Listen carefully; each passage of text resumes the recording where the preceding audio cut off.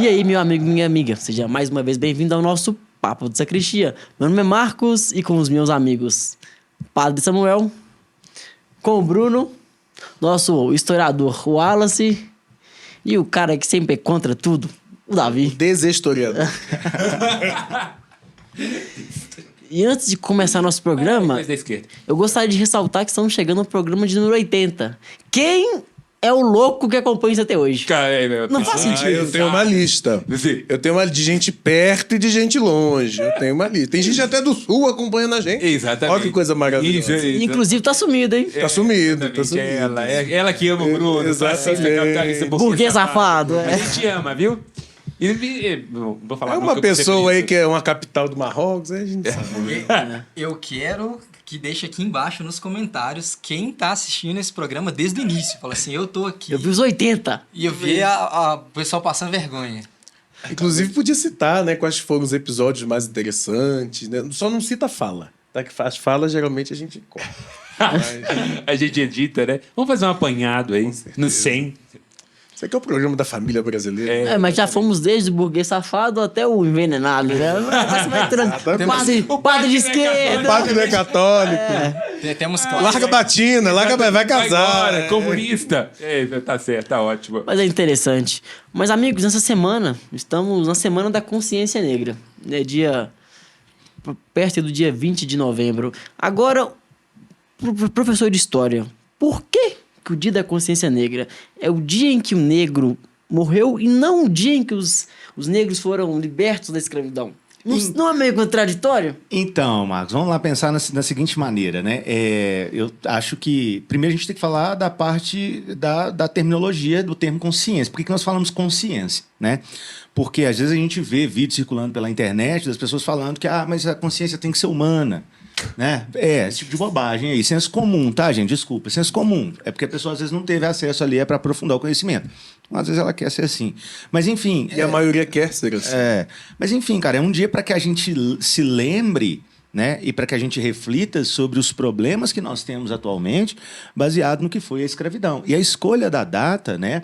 Porque se a gente for pensar bem, a data oficial, né? 13 de maio de 1888, o fim da escravidão.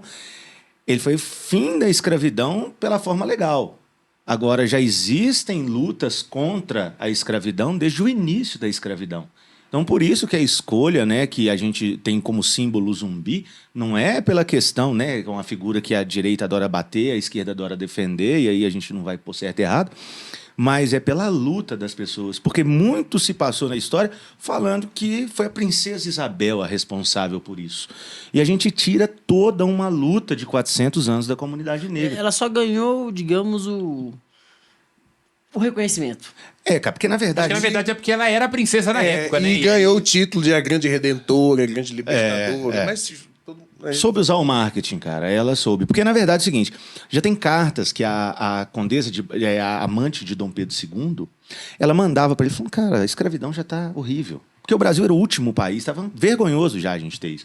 Só que a gente tinha um problema da elite que não aceitava. A elite queria uma indenização por causa disso, né? E aí nós temos um movimento de luta e que as pessoas precisam, às vezes, pensar e falar, cara, não foi simplesmente mandar.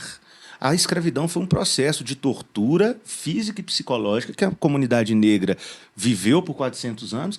E esse racismo, que é a consequência, está na estrutura social brasileira até hoje. Então, é difícil a gente chegar nesse ponto. Por isso que algumas pessoas acham que esse discurso é coisa de universidade, é coisa de pensador. Uma pauta da esquerda? É isso, mas... Coisa de gente vitimista. É coisa de gente, tá? E o Brasil, a gente está sempre um pouco polarizado nisso. Né? Tem gente que fala que a escravidão no Brasil foi mais branda. Cara, eu não sei se eu ia achar brando se eu fosse escravizado naquela época. Vindo um navio negreiro, afastado da minha família, submetido a horas de trabalho, eu me lembro sem expectativa de vida. Eu não sei se isso é comunismo, né? O próprio professor comentou sobre o caminho que os tubarões faziam, exatamente, seguindo os navios negreiros. Eu nunca tinha ouvido aquilo, eu fiquei aterrado com aquilo. Cara, era assim, surreal, né? Os navios, a pessoa era trancada em um porão, então você perdia a noção de dia e noite. Para quem quiser conhecer, tem o livro do Mahoma Gardo Baquaqua, que ele passou por esse tráfico, e aí ele depois conseguiu, né, a abolição, ele conseguiu escrever um livro, e ele relata isso. Então ele fala, não sabia que era dia e noite por 3 meses. A gente não sabia se a porta ia abrir e alguém ia trazer água e alimento. Eu via pessoas que embarcaram comigo ser jogadas ao mar, algumas vivas, outras moribundas e outras já mortas. Então, esse processo ele é extremamente violento na parte do que tange não só castigo, mas na parte psicológica. E isso era um inferno na Terra, sem contar da captura, que podia durar, às vezes, 6 meses andando pela mata. Isso virou um motivo, porque tem outro argumento também, que mas os escravizados eram os africanos que se escravizavam. Os gregos se escravizavam, os romanos se escravizavam. Mas é com a presença de Portugal naquele litoral que isso vai virar um negócio junto a qualquer outro produto, né, que se negociava na época. Cara, e aí a gente vai ter esse Escravidão sempre existiu em todas as culturas, né? mas aí essa por cor de pele, trazidos da África, e que muita gente já falou errado, já falou que o indígena era preguiçoso. E, nossa, vai ter muita coisa, que é para isso que a gente tem que se conscientizar, para a gente parar, debater esses temas e não ficar no senso comum. Porque senão a gente vai criticar qualquer política que favoreça a equidade da população negra, porque quando você tem uma cota, você não favorece ninguém.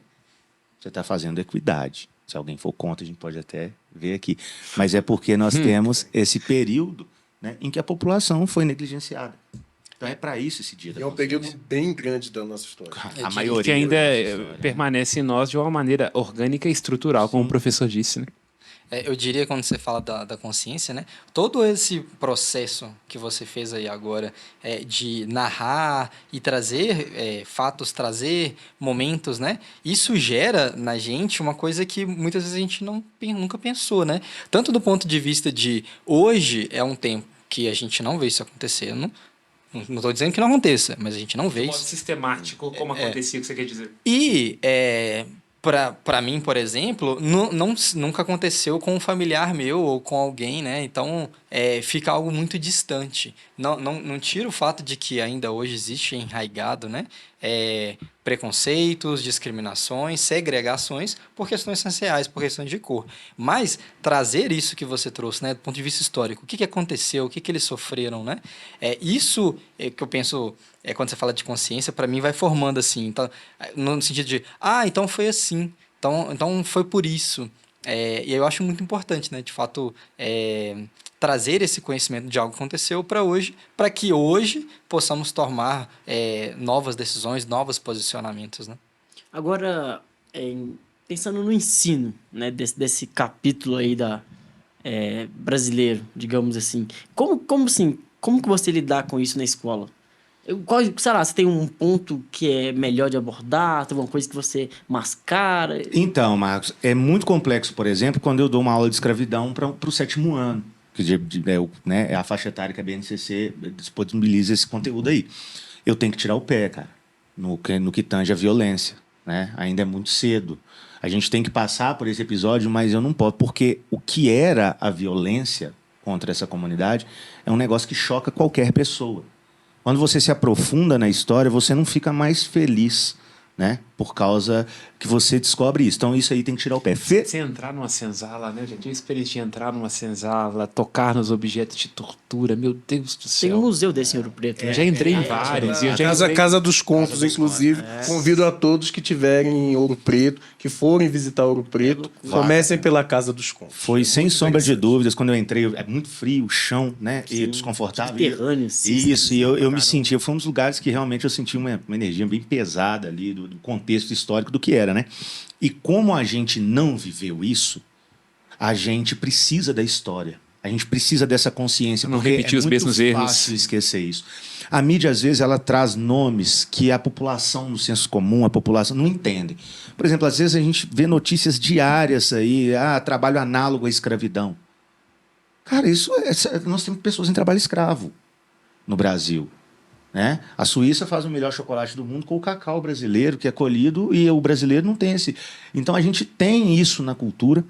Vamos imaginar o seguinte, a nobreza do Brasil ela era definida pelo que ela não fazia, porque ela não trabalhava. E hoje, você tem, por exemplo, o seguinte, a pessoa que coleta o nosso lixo, ela é um funcionário de saúde pública, e não é tratado como tal. As profissões onde o trabalho é remunerado de maneira mais física do que intelectual, ela tem menos remuneração. Isso é diretamente ligado à herança escravista, escravista, onde você não pagava salário. aquela pessoa, né? Às vezes nós temos pessoas hoje, que mulheres principalmente, aí, que desenvolvem, às vezes, infecção urinária ou problemas porque elas não param o trabalho para ir ao banheiro. Porque, sabe, são coisas que nós temos uma cultura de extremo respeito ao nosso chefe. Isso tudo é uma herança da escravidão, cara. Então, nós temos muita coisa aqui que nós precisamos rever para a gente melhorar a sociedade. Não só o racismo, mas também a valorização de funções que, porque eram feitas por escravizados, acabaram desvalorizadas. Um exemplo disso, só para concluir, Davi, eu tinha níveis de interação com os escravizados. Então, eu chamava de boçal aquele que não era católico e também não falava português. E os ladinos eram aqueles já aculturados, certo? Quando esse escravizado podia frequentar meu aposento, né, eu chamava-o de doméstico. Doméstico é aquele que não te ataca, né? Um animal domesticado. Que vem do domus, dominus, senhor, ele é fiel domesticado. a mim, exato. Ele é fiel ao Senhor, ele não vai me enfiar uma faca quando eu estiver dormindo. No dia 13 de maio, aboliu-se a escravidão. No dia 14, a gente tem o surgimento da famosa empregada doméstica, que antes ela era escravizada, ela era mucama, ela fazia as funções, ela já tirava, às vezes, o próprio filho para amamentar o da senhora. Essa profissão foi reconhecida no Brasil em 2015. E a gente nem sabe se todo mundo que trabalha nessa função é reconhecido como profissional. É nesse nível de profundidade que a gente vai debater porquê de consciência negra. Né? Não tem a ver a falar só com os negros, porque não é um problema desse. É um problema social que afeta todo mundo no Brasil. Inclusive os que se dizem capitalistas. Porque quando eu pago um salário de miséria, essa pessoa não consome, tá? Fica a dica. Eu queria continuar. Daí o aqui, apoio da Inglaterra. Queria só continuar na linha de trabalho que ele comentou sobre o que os nobres não faziam, eles eram caracterizados por não trabalhar. Eu me lembrei que eu li um livro, tem muito tempo isso, um livro chamado Mauá, Empresário do Império. E tem uma parte que é relatado que uma mulher foi procurar um emprego para o seu filho. E os únicos empregos que tinham eram empregos braçais, né? Era carregador e tudo mais. Ela falou, não vou. Meu filho não precisa passar por isso. Isso é trabalho de preto. No livro tem essa descrição, né? É muito interessante. Continua sendo inclusive, um serviço no Brasil. Inclusive, isso sempre me chama muita atenção. Inclusive, eu chamo a todos a ler esse livro. É um livro muito interessante. É bem grosso, mas é bem interessante. Não do ponto de vista do demérito da função. Não se trata disso, né? Porque uma pessoa que trabalha recolhendo lixo, um profissional da saúde pública. Mas se ele está recebendo por isso, e por que a maioria desses cargos ainda é ocupado por pessoas de pele negra, preta, né? Então, é uma coisa para se pensar. A gente precisa, por exemplo, fazer uma análise, né? Você vai numa festa, num shopping, num restaurante, qualquer lugar, e você vai olhar a cor da pele de quem está te servindo e a cor da pele de quem está se divertindo. É assim que a gente percebe o Brasil, né? Tem que ter esse olhar. A história é igual um filtro. Ela não te faz mais feliz, mas ela é como se fosse exatamente um filtro ali do Instagram que te coloca ali um ponto de vista que você não tinha antes. Então, a gente tem que ter esse tipo de conversa, saber como que foi o fim da escravidão, o que era um quilombo. Se existisse um quilombo hoje, eu veria como um quilombo, como um ponto de resistência, ou eu veria como um bando de criminosos que merecem ser capturados? Isso depende muito. Eu ajudaria um negro que estaria fugindo, né, da escravidão, ou eu entregaria? Que, na verdade, a causa dele era legítima, mas não era legal. Então, qual que é o olhar que a gente teria diante dessa resistência, né? É uma diferença que muita gente hoje em dia não consegue, né? É diferenciar o que é legal do que é moral e do que é legítimo. E aí, será que nós temos esse filtro para ver dessa forma, né? Cara, e assim, às vezes a gente precisa realmente relembrar, né, o nível de violência que essa comunidade sofreu e ainda sofre. O nível de ausência do Estado. As leis do século XIX, elas eram um negócio absurdo contra a população que estava recém-liberta. Por exemplo, você tem a lei dos sexagenários, era uma piada, cara. Qual escravo duraria tanto tempo? Né? Uma pessoa principalmente os escravos que trabalhavam na lavoura, porque talvez o escravo doméstico chegasse, né? E pouco provavelmente. Mas agora um escravo de lavoura provavelmente não chegaria até os 60 anos. A vida era, em média, por exemplo, no engenho, era em média 8 anos. Certo? O padre Antonil, ele escreve isso. Ele descreve um engenho e a população negra trabalhando como a visão mais próxima do inferno que ele imaginou. Porque quando ele viu à noite as labaredas de fogo, o gemido das pessoas... Porque, cara, a gente não viu isso. Existia o açoite, que era um chicote de 5 pontas de couro, onde o capataz molhava, o capitão do mato molhava. Aquela chibatada abria a pele. E depois eles faziam uma solução de água, sal e urina e jogavam. Putz. E isso com a pessoa nua em praça pública, porque era um castigo exemplar. Essa pessoa gritava por dias e dias pedindo água, socorro, para que cuidassem dela. Nós não vimos isso, mas nós precisamos saber que isso aconteceu para que isso não se repita. E nós precisamos saber quem são os verdadeiros heróis. Porque o que entrou no livro de história, estava conversando com o Bruno aqui, né? Ele falou, cara, tem coisa, eu discordo de muita coisa. Eu discordo que muitos heróis que foram responsáveis pela abolição não estão lá. Tá? Então nós temos, por exemplo, Luiz Gama, que pouca gente conhece, Teresa de Benguela, nós temos Maria Filipa, tá? Então nós temos um monte de pessoas negras, que é o próprio Machado de Assis. Uhum. André Rebouças. André Rebouças. Então, assim, nós temos muita gente de pele negra que lutou, sim, né? E nós precisamos saber quem são essas pessoas para reverenciá-los, porque a gente herdou o racismo. Mas, felizmente, eles acabaram com a escravidão. E eles nos mostram que não dá para ter preguiça, tá? Porque, embora demore, a causa tem que ser uma luta constante. Então, vale muito falar disso. É um tema que, às vezes, eu vou... mesmo que tardia, né? É. Então, às vezes, eu vou ficar Falar até dessa falante, mas é um tema que, assim, cara, eu sou Não, de maneira muito... nenhuma, porque ele deve nos provocar. E é muito bom quando você traz isso do ponto de vista técnico, porque fica muito claro que está para além do subjetivo. Nós temos uma base factual e a história vai à procura disso.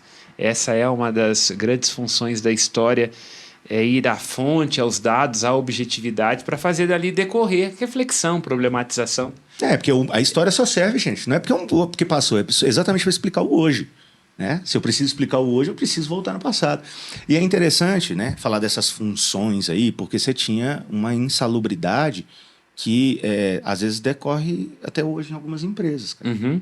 Tem empresas que não têm a figura do técnico de segurança, que é uma figura capaz de garantir a integridade do funcionário, para que ele volte para casa. Isso não era uma preocupação por quem desempenhava esse trabalho. Você tinha uma função que era péssima, cara, que era dos escravizados que tinham que jogar os dejetos no mar. Escravo tigre. Isso. E aí eles sujos de fezes. Vem o termo enfesado. Exato, né? Sujo de fezes. E aí você imagina, né, o papel social dessa pessoa, como esse ser humano, claro que não se pensava assim, mas como que esse indivíduo se sentia? E aí nós temos um problema nos livros didáticos, meus jovens, que é o seguinte, as pinturas que nós temos, Rugendas e Debré, eles pintaram o contexto, um mais urbano, o outro mais, né, afastado, mais para as matas, mas sempre aparece o negro trabalhando. Então, um jovem negro, ele pega ali e vê o branco batendo no negro. Ele vê e fala... Se o professor não parar e explicar, falar que o negro apanhava por causa da escravidão, mas ele é que sabia fazer o trabalho. Ele era intelectual também. Ele evoluiu também a parte técnica da mineração, do plantio. Se a gente não falar isso, parece que o negro veio para apanhar e trabalhar. E pensando, por exemplo, nessa perspectiva de o porquê trazer os escravizados de África e a própria relação com a terminologia que a gente tem, no caso de um açúcar, por exemplo, de que eles trouxeram técnicas. Não era apenas uma mão de obra que foi qualificada pelos europeus, mas que traz uma técnica que é fundamental para a constituição do Brasil colônia. Isso não aparece nos livros de história. Dá a impressão de que os portugueses é que explicavam como é que fazia, que o conhecimento, a inteligência e ali o conhecimento prático vinha da Europa. A Europa entendia o quê? De engenho, de mineração, por aí vai. Principalmente de mineração. Exatamente. Não, então diga, Bruno. Pode engolir. Antes que ele esqueça. Não, é porque você estava falando disso... das funções, né? E você falou de trabalho, você me fez trazer à memória um episódio que um fornecedor da minha empresa, a gente estava conversando, e ele contou que ele trabalhava, se não me engano, para a Petrobras e foi fazer um serviço em algum lugar na África que eu não me lembro onde que é. E olha, ele tem no máximo 40 anos, então a gente está falando de algo que provavelmente aconteceu no século XXI, que ele estava lá naquele... Como ele estava como representante da empresa que mandava, você tinha a empresa lá que prestava, como se fossem os terceiros, que prestavam os serviços. E aí, ele conta que ele resolveu sair, ele trabalhou muito viajando, né? Ele ganhava muito dinheiro, mas ele resolveu sair por causa de uma experiência que ele teve. Um dia ele estava indo, e aí ele viu, estava trabalhando assim, ele viu o pessoal, os trabalhadores, muito alvoroçados, assim, andando para um lado, para o outro, não sei o que mais. E aí, eu não lembro se era uma torre que estava construindo, e ele começou a ver sangue. Até que ele tentando entender o que está acontecendo, ele vê uma pessoa passando com um braço Sim, um braço, assim, na mão, assim, levando para outro lugar, não sei o que mais. Ele procurou o encarregado responsável por aquela obra. E aí, isso a gente está falando de um contexto africano, né? Ele foi procurar o encarregado, e o encarregado ele falou assim: o que foi que está acontecendo? O pessoal está correndo para um lado para o outro, o que foi que aconteceu? Aí ele falou assim: não, é porque um dos trabalhadores acabou de perder o braço. Mas, pelo amor de Deus, não se preocupe, já coloquei outro no lugar. Naquele momento ele teve um impacto cultural muito grande. Porque, de fato, você comentou, né, a gente ainda tem o racismo, mas a gente desenvolveu muito desse ponto de vista de segurança do trabalho. E eu que trabalho como prestador de serviço em várias empresas, a gente até brinca que chega a ser chato, de tanto que o pessoal fala, né, dessa preocupação com segurança. Mas ainda... Tem gente aí querendo acabar com o CLT, falando que atrapalha o empreendedorismo. Escutei muito por isso aí, esses dias aí, há pouco tempo, né? Você vê que o desconhecimento histórico, ou de quando isso ainda continua acontecendo, se torna um discurso idiota na boca de um tanto de gente. Porque o que a galera vê, eu quero que flexibilize leis trabalhistas. Já houve um período em que leis trabalhistas não existiam. Foi a época era da Revolução flexibilizado. Industrial. E era exatamente isso. Uma pessoa perdia o braço, às vezes uma criança, uma mulher, você trocava a pessoa, como se fosse uma peça. Né? Dentro de um sistema que não valoriza a mão de obra. E isso serve a alguém.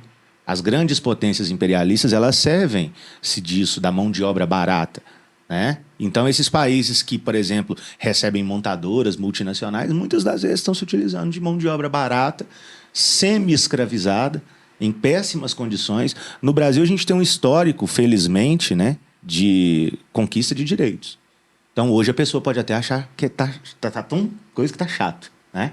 Mas a gente tem que voltar quando não tinha. Ironicamente, varguista, né, o que é uma das grandes contradições da nossa história, né? Mas Não vou dizer que Vargas era um defensor da democracia e dos direitos humanos, mas temos uma CLT. Mas o período Vargas foi muito bom.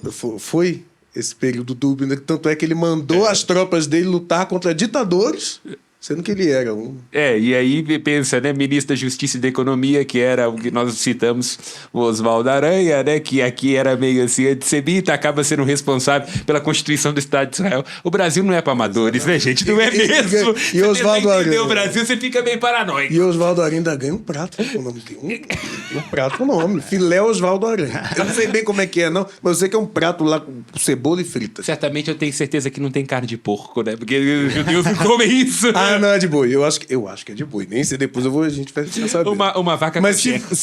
se for de porco, vai ser bem interessante. Né? Agora, Wallace, teve um momento que você citou que nós não pegamos a escravidão, não herdamos a escravidão, mas nós herdamos o racismo. E aí, quando a gente vem muito falar na mídia sobre racismo estrutural. E aí, que, assim, como que a gente pode definir isso? É tipo uma espécie de preconceito, por exemplo, sei lá, de brancos têm mais acesso que os negros? É algo nessa linha? Cara, vamos pensar assim, trocando em miúdos, vamos pensar assim, a gente dá um Google e vê as turmas de medicina da USP, das federais e tal, as turmas de medicina de excelência. Aí a gente vê uma maioria esmagadora de pessoas brancas. E aí isso está na estrutura e a gente acha que é normal. Entendi. Aí você sai à rua e vê uma pessoa negra puxando uma carroça de recicláveis. Você acha que aquilo é normal. A maioria dos médicos, das profissões intelectuais continuam sendo de pessoas brancas e a gente acha que é normal. A gente tem a maior população negra fora da África e a gente não tem bilionários e tal, e a galera. Então a gente tem um problema que está na estrutura. E o negro intelectualizado, o negro intelectual é chamado de negro de alma branca. Tem uma série de expressões que estão ligadas a essa ideia de quase como Até... se fosse um furo, uma exceção, alguma coisa que foge à regra. Eu falo para os meus alunos que eles têm que me respeitar, porque eu sou da época que Machado de Assis era branqueado nos livros de história, tá? Eu sempre recebi livros de história com Machado de Assis branco. Tá? Então, olha o que é isso. Você falou de arte, né? A Redenção de Cã, aquele quadro. Sim, a Redenção de Cã, para quem não sabe, pode dar um Google, cara, é a mãe, a avó da criança agradecendo porque o filho... E houve no Brasil, tá? Quando a escravidão acabou, houve um movimento racista enorme no Brasil, enorme. Tem um dos nossos hinos, eu não sei se é da primeira proclamação da República, que fala, né? Não, foi da proclamação da República. Quem vê o Brasil de agora nem pensa que escravos outrora, teve, né? Então, proclamação da República. Vergonhoso. É surreal. A gente começa, por exemplo, né, nessa questão da negligência, quando acaba a Guerra do Paraguai. Porque na regência, como estava tudo muito bagunçado, os caras criaram a Guarda Nacional. Que era tipo um fazendeiro, virava coronel, armava quem fosse, garantia a lei. A gente tem a venda de votos, começa aí, tem um monte de problemas políticos, né? Votos não auditáveis. Exato, né? Enfim, mas... Paguem as urnas. Mas a gente, quando chega no segundo reinado, a gente tem esse problema social, né? Que as leis vão sendo criadas, lei de terras, então você tira do negro o acesso à terra. Né? A lei do ventre livre foi horrível, porque toda pessoa nasce livre. Não, mas até os 5 você não trabalha. Então, até os 5, como eu te dei alimentos, você tem que ficar comigo até os 18. Então, no papel, você nascia livre, na prática, até os 18 ou 21, você tinha que ficar com aquele senhor. Para os homens era horrível, mas para as mulheres era pior.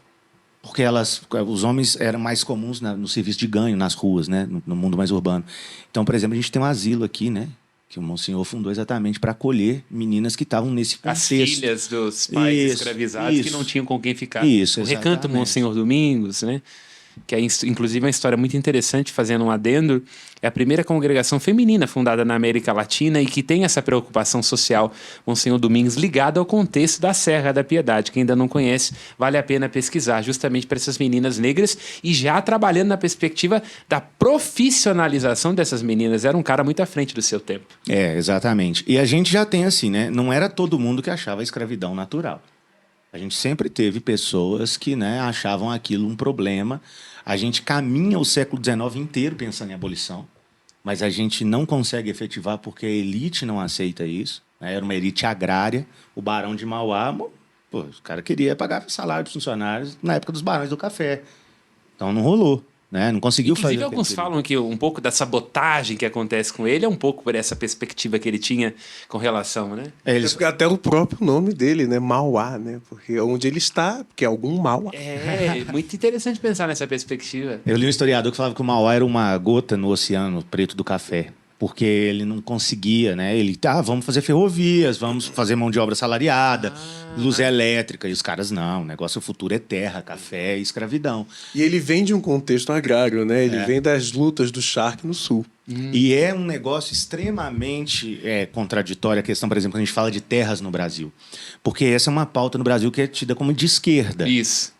Uma Europa que passou por uma reforma agrária e que trouxe para nós durante a época da guerra e que entregou terra e salário para italianos. Sim, a gente né? tem Muito curioso, né? A Inglaterra só virou a Inglaterra industrial porque o Henrique VIII reformulou a política de terras da Inglaterra. Muito curioso. Então, no Brasil, essa coisa caiu no colo da esquerda porque virou, né, como uma pauta social, e é uma pauta social, direito de acesso à terra, moradia. Desconsiderando que a direita na Europa é uma social-democracia. É muito curioso, né? O desconhecimento histórico do Brasil é uma coisa de louco. Eu fico vendo as coisas na internet e falo assim, gente, o problema não é ser esquerda ou direita, o problema é ser burro. Não, me desculpe, eu perco a paciência. Tem hora que eu esqueço até que eu sou padre. Isso deixa a gente muito puto. É um convite ao pecado. Não, pelo amor de Deus. Puto não, que puto é palavrão. Eu fico nervoso. Abufelado. Abufelado, com acesso de ira. Exaltado. Exaltado. Isso, obrigado.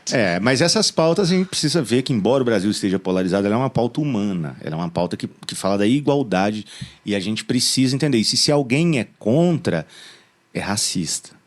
Ponto e basta, né? Acabou. Kabengele Munanga, sociólogo do Congo. Tem um artigo que todo mundo precisa ler para levar para a vida. Brasileiro tem que ler. Se chama O Nosso Racismo é um Crime Perfeito.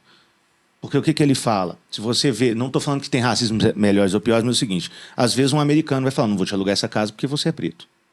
No Brasil, não, eu vou reformar. Um chefe, não, depois eu ligo. Então, gente, isso acontece de maneira... sabe, subjetiva, estrutural, orgânica. Percebe? Então, assim, você vê que as pessoas, elas escondem, elas não são educadas a não ser racistas. Elas são educadas a esconder o racismo. E é o racismo mais difícil de se combater. Porque você não acha porque você racista. não tem pega, Para você, por exemplo, um crime de injúria racial como esse aí, você tem que ter pega. Mas isso que eu ia falar, quando, por exemplo, você fala que as pessoas não tentam esconder de uma forma diferente. Mas assim, o movimento que eu vejo que tem acontecido é esse, digamos que um retorno ao racismo. Não sei se as pessoas estão ficando doentes. Sei lá, eu falo dos casos de futebol, por exemplo. Eu acho que nem retorno não, tá ficando claro que sempre houve. Acontece que agora no Brasil, tem câmera. Eu acho que assusta muito no Brasil quando a gente vê isso, porque eles não escondem. E houve o mito da democracia racial. Esse é que é o problema também. É, Aquela sim. ideia de Gilberto Freire. Quer dizer, o Brasil é um país que... Não tem racismo, não. Nós somos um povo democrático. Aqui todo mundo se encontra. E agora, não. Rede social deixa claro. Porque você vê a maneira com a qual a juíza está tratando a empregada doméstica. E você filma isso. Antigamente, não. Imagina, ela iria pra polícia. Não, essa mulher é histérica. Ela tá louca. Sempre tratei ela bem. Para citar aí o Sérgio Buarque. Não, ela é da minha família. Como assim? Eu dou comida pra ela, eu crio como os se filhos fosse dela. Da minha família. Da minha família. Sabe Mas que... ela não entra no testamento. Exatamente. Sabe que Luiz Gama, para mim, eu sou muito fã dele, o Luiz Gama ele foi fantástico por causa disso, porque como ele atuava negro, vendido como escravizado pelo próprio pai, aos 9 anos, o Luiz Gama, ele virou Rábula, né, que era um advogado de formação própria. Teve uma oportunidade só de aprender a ler. Foi quando ele conseguiu. Ele libertou mais de 300 pessoas. Dentro desse contexto, você vai ver o seguinte... muitas pessoas era isso. Era a palavra de um branco rico contra a palavra de um negro. E não tinha vez. Que peso que tem isso, né? Não tem condições. Não tinha. Não era... não tinha sistema. E isso até propriamente subjetivo em quem julgava. Eu não sei. Será que ele está falando a verdade? Sabe? Então, assim, é uma coisa que a gente tem que falar muito, porque é muito presente na estrutura social. E a gente enxerga isso. Valorização de mão de obra, distribuição de cargos, riqueza, acesso à cultura. Tá? A credibilidade no Brasil tem cor. Né? Sim. Exatamente. E vale a pena destacar também, né, como o professor foi dizendo, casos que vão na contramão disso, inclusive dentro da própria igreja. Nós já tecemos críticas, mas também precisamos citar Antônio Vieira, Bartolomeu de Las Casas, Pedro Claver. Aqui no Brasil, um cara que era rígido, até a direita, que foi o Dom Viçoso, mas que viu que um menino ali tinha potencial e que era engraxate, patrocinou os estudos e acabou se tornando um dos arcebistos de Mariana, que sempre foi a sé primaz de Minas Gerais, que é o Dom Silvério, né, que dá nome até a colégio, que era um padre negro. Tem um caso da história dele que é muito curioso. Diz que ele vai para um dos momentos lá, daquelas reuniões lá dos bispos em Roma, e olham para ele e falam: o que esse preto vai falar aqui, né? Não tem nada para acrescentar. E aí falam, e a hora... não vão dar a palavra pra ele, né? Aí ele abre e diz assim: e que idioma vocês querem que fale? Que era muito culto, né? Dom Silvério era muito culto. Quer dizer, há casos que foram na contramão. Então nós tivemos também muita gente dentro da igreja, como o caso do Monsenhor Domingos, que foi na contramão disso também, né? E é muito louvável e tem que ser destacado também, né? Agora, quando a gente fala de esfera religiosa também, as religiões de matriz africana, elas vêm sofrendo com intolerância, né? Teve um recente caso no Rio de Janeiro, que foram lá no candomblé e atearam fogo, quebraram tudo e tal. Recente caso não, né? Recorrente. Recorrente, pode ser. Recorrente. E não só no Rio de Janeiro, mas principalmente no Rio de Janeiro. Pô. Agora, assim, é claro que eles sofrem perseguição também, né? Não estou falando só do candomblé, por exemplo, falando das outras. Mas é claro, isso inclusive como sendo meia-culpa da parte do próprio cristianismo. Da fé católica, que agora com o protestantismo, nessa sua vertente louca aí de associar os orixás e entidades africanas a demônios, pelo amor de Deus, né? Para não dizer outra coisa aqui, porque dá vontade até de usar outra expressão. Que houve uma estratégia de demonização das figuras e dos referenciais de matriz africana como uma estratégia política, de evangelização e por aí vai.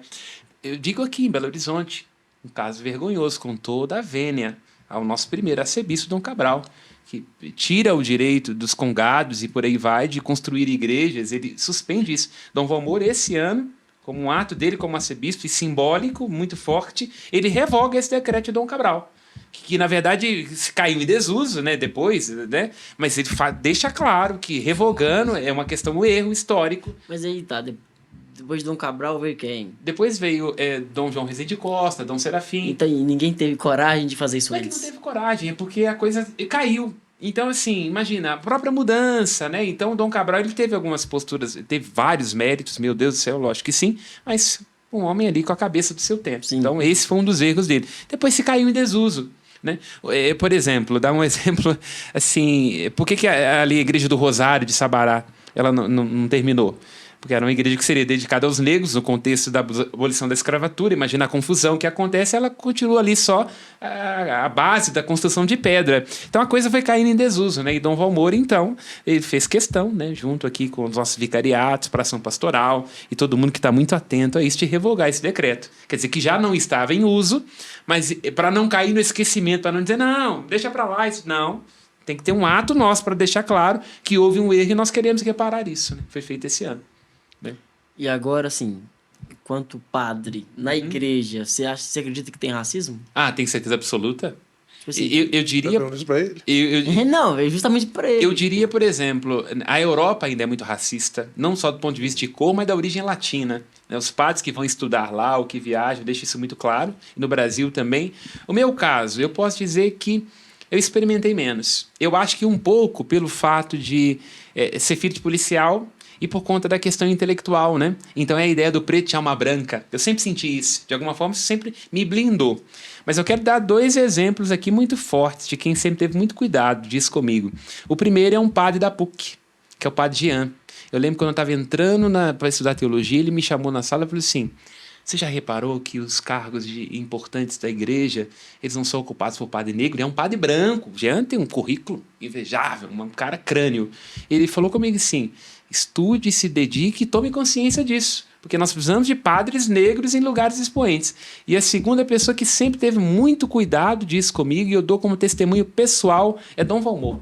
Várias vezes de conversar, de procurar saber. Eu tinha uma mania que ainda tenho, né, de andar com o ombro para baixo. Ele sempre falou: abre o ombro, cadê foto sua nas redes sociais? Várias vezes. Ele sempre teve muita preocupação de deixar claro de que eu tinha que me posicionar, né? Alguns até poderiam dizer: Dom Valmor, imagina, né? Aquela coisa toda assim, né? Mas inúmeros momentos eu tive testemunho dele muito atento para que o fato de eu ser um padre negro não significasse demérito nenhum meu na Arquidiocese de Belo Horizonte. Posso dizer isso pessoalmente. É um testemunho que eu dou. Então, assim, vi também esse zelo, né, da parte dessas 2 figuras e de outras também, né? Mas a igreja, num contexto geral, considero muito racista. Leve-se em conta, por exemplo, no Brasil, quantos arcebispos e bispos são negros? Um país onde 56% da população se declara negra. Né? Preta, né? Como tom de pele. Cadê? Então, isso já é estranho, né? Quer dizer que tem um problema aí, tem alguma coisa que ainda precisa. Não por a questão do poder, não é uma questão de ser bispo ou não, de tal, nesse naquele cara, mas de representatividade. Como é que um Brasil de maioria preta ou parda não tem representantes eclesiásticos que reproduzam esse tom de pele? É esquisito. E assim também a igreja na Europa e por aí vai, né? Então, é o que eu diria. Eu acho que seria interessante, aí eu vou jogar a bola para ele, para ele falar sobre a campanha, sobre as campanhas raciais que aconteceram principalmente no período das primeiras repúblicas, né? Eu acho muito interessante falar, até porque nós somos fruto, eu particularmente me sinto um fruto disso, daquela coisa de vamos clarear a família, uma coisa que eu já ouvi dentro da minha casa. Interessante. O quadro A Redenção de Cã, né, que o padre Samuel falou muito bem, ele retrata esse pensamento. Tá? Quando a gente traz imigrantes europeus para cá, isso também era um intuito de branqueamento da população. A ideia era de que, até o final do século XX, a população do Brasil tivesse branqueado já. Né? Fazendo um parêntese, sem querer, né, ser descortês te interrompendo, professor, o caso da Argentina. Por que na Argentina nós não temos negros? E a Argentina recebeu tantos escravizados como o Brasil, praticamente. Né? Não do ponto de vista de número, mas com a mesma intensidade. Proporcional. Porque durante o período das guerras, a Argentina colocava os negros na frente, justamente com o objetivo de matá-los, para a Argentina ser uma nova Europa. Né? Então, aí você vai ver casos de racismo no futebol, você vai ver de onde vem. Sim, Argentina. Você vai ver lá que é muito comum, por exemplo. Não estou falando que todos são, pelo amor de Deus, mas são comuns. Não é generalizando, mas são comuns é muito comum. os casos e muito abertos, né? Enfim, e estão na sociedade, e isso é um problema, porque a vida do negro na sociedade, no racismo estrutural, vale menos. Só você vê as taxas de homicídio. Aquela que morreu há pouco tempo atrás, que é muito forte voz. Gente, me fugiu o nome dela agora. Aquela cantora nossa, que tinha uma pinta aqui, negra, muito determinada. Cantora nossa, gente. Elza Soares. Elza Soares, né? Uma das músicas dela, ela coloca que a carne negra é a carne mais barata do mercado. É muito forte quando a Elza Soares canta isso. Olha só, a gente até deixou uma ponta solta que eu vou emendar agora, que foi sobre o final da Guerra do Paraguai. onde aos negros foi, né, prometido liberdade e Exatamente. terras.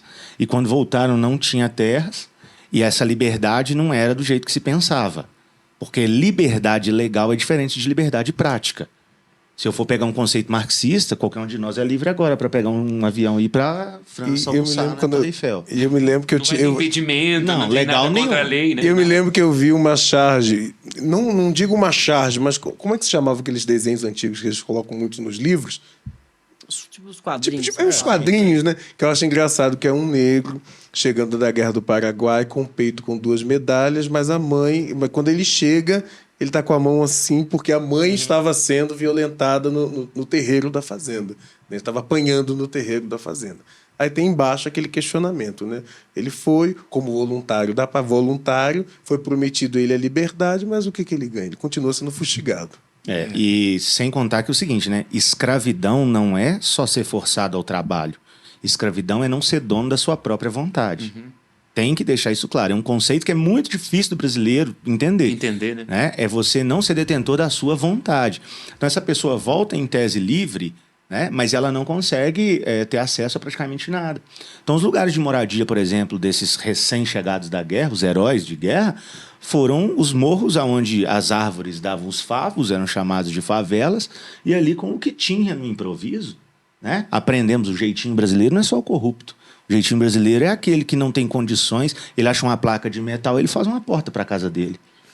É ali que ele aprende. Ali foi o germe da favela. O colchão, eu não tenho, minha cama só tem a grade e o colchão, eu ponho tijolo. Ali de baixo eu faço o pé. E nesse momento do branqueamento, pensa no caso do Rio de Janeiro, né? Por que a população que vivia ali em Copacabana vai subindo para os morros? Justamente por isso, né? Vai sendo empurrada. E aí é o seguinte, você cria uma zona periférica que desce, oferece serviços e volta para suas moradias precárias.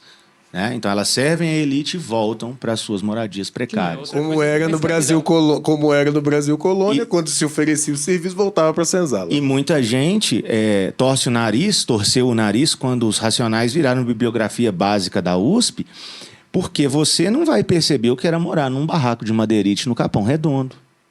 É a voz, é a representatividade. Né? Não é para você gostar de rap que está lá, é para você entender a voz que vem de lá. Nós temos uma história com o funk brasileiro, por exemplo, né? E uma condição que é muito interessante a gente falar, que você vê a questão que a gente, não sei se comentamos aqui em outro programa, às vezes as pessoas de algumas classes sociais valorizam muito o tênis, de alguns grupos, por exemplo, de música, sabe? E isso advém da falta de possibilidade de um escravizado calçar sapatos. O sapato ele era um símbolo de liberdade. Ali se torna um fetiche para demarcar bem a mudança. É um indicador, né, de afirmação social. Então, peraí, acontecia, por exemplo, às vezes carregava-se muito peso, calçamento, os pés ficavam deformados. Então, quando conseguia alforria, às vezes os sapatos não entravam. Amarrava-se os cadastros, colocavam no pescoço. Mas saía como diz, olha, eu sou livre. Entendi. Né? E isso tem tanto... carimbo daquilo, né? Sim, como um símbolo de liberdade. Você vai ver imagens e fotos onde as pessoas estão até vestidas, mas os negros sempre descalços, os escravizados sempre descalços. Isso no mercado americano, né? O Jordan com a Air Jordan lá, né? E é o nicho do basquete, como aqui no Brasil. São pequenas coisas que quando a gente conhece da história, a gente passa a ver que não é só ostentar. Não é porque eu quero ostentar, eu quero me mostrar, não é porque eu estou afirmando socialmente que eu também pertenço a esse país. Tem uma crônica ele está contando, eu estou me lembrando, tem uma crônica do Luiz Fernando Veríssimo, que agora não vou me lembrar o nome, que ele diz que há histórias que são como um pullover de lã, que você vai puxando, que para você entender você tem que puxar o fio e ir destrinchando tudo. Aí quando ele está contando essa coisa do sapato, que eu já ouvi, eu já ouvi e eu acho muito interessante, eu lembrei dessa crônica. E nós temos um problema, você falou que é interessante também a gente comentar, que foi, começaram a ter liberdade, quando estava no Amém, não dava mais, a princesa Isabel canetou. Aí nós temos agora outro... Não dá mais para segurar. Não tem jeito, todo mundo já acabou com a escravidão, já tá ridículo, então aí beleza. Porque já era interesse até de Dom Pedro II. Sim, já era assim, ele sabia talvez que quando ele acabasse com isso ele ia rodar, né? E não foi coincidência que depois de um ano já foi proclamada a República. Vem, junto com essas políticas de branqueamento, vem um negócio que eu acho que Darwin deve estar na tumba dele, tá cheio de marca de peça, que ele deve ter revirado lá dentro, que é o darwinismo social. Sim. Que isso é assim, sabe? Que é a última pá de cal nessa perspectiva. É a ciência utilizada para corroborar o racismo. Para corroborar por que o negro foi escravizado, porque ele é inferior, porque, cara, isso era surreal, não tinha nada a ver com isso, né? E assim, aí começa o verdadeiro problema, porque estamos livres no papel, mas negligenciados em todas as políticas públicas. Quando você tem a revolta da chibata, é porque marinheiro negro ainda continuava apanhando de chicote nos navios. Tem gente que só foi conseguir direitos, a gente está falando no século XXI. E todos morreram. A capoeira já foi proibida por lei. Percebe? Malandragem, né? Sim, aqui tem a lei de vadiagem. Você está livre agora, vadiagem. você tá livre agora, mas você tem que ter uma ocupação. Se eu te pegar pela rua à toa, é vadiagem, você vai preso. Então, eu forço aquela pessoa que agora tem liberdade para não trabalhar na fazenda a ter um trabalho. Que provavelmente vai ser na fazenda. Que o Wallace, 34 anos a 30, cortando cana. Muito provavelmente sei mexer com isso. E a gente acaba que a gente tem movimentos negros que resgatam tudo isso e trazem isso até para a religiosidade deles. E isso vira demônio, né, na boca dos cristãos, né? Não sei se vocês sabem, né, que nas religiões de matriz africana você tem o candomblé e tem a umbanda, né? E a umbanda resgata tudo isso, porque o candomblé ele ainda é mais com os orixás e tudo mais, e a umbanda resgata o malandro, o capoeira, o preto velho. Como entidades ali atuantes da religião deles. E pessoas que não... o espiritismo kardecista, ele foi muito mais bem aceito no Brasil que o espiritismo de vertente da Umbanda, exatamente porque ele era um espiritismo branqueado. A linha Tanto é que branca. até pouco tempo os umbandistas se colocavam como espíritas. Aí a gente tinha que fazer a pergunta, mas era espírita o quê? Espírita de... Aí a gente perguntava, espírita de terreiro ou espírita de kardecismo, né? Hoje ainda tem hoje eles se colocam assim, com muito mais orgulho. Não, eu sou um umbandista, eu sou candomblessista, né? Mas até pouco tempo não, as pessoas falavam, não, eu sou espírita, mas sou de terreiro.